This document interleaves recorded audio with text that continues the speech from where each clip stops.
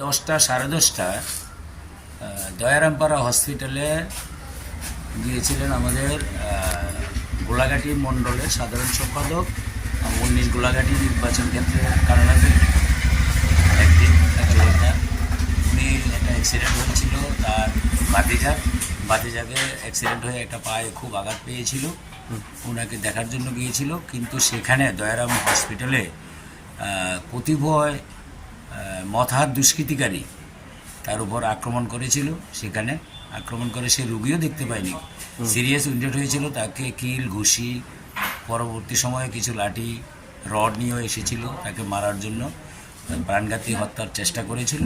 সে সেখান থেকে দৌড়িয়ে কিছু কার্যকর্তা সহ এখানে বিশ্রামগঞ্জ এসে হসপিটালে দেখিয়েছেন। বর্তমানে তার মাথাতে খুব ইনজিউর্ড হয়েছে, মাথাতে খুব ব্যথা চলছে। এখন তাকে আমরা এখান থেকে রেফার করেছেন জিবি হসপিটালে। সিটি স্ক্যান করলে তারপরে তার চিকিৎসা শুরু হবে। এটাই হচ্ছে মূল ঘটনা।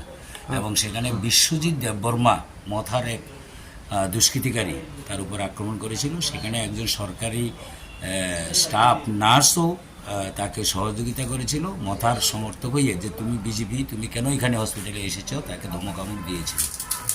দুর্ভাগ্যজনক, হসপিটালের স্টাফও মতার হয়ে কাজ করছেন দয়ারামপাড়া হসপিটালে।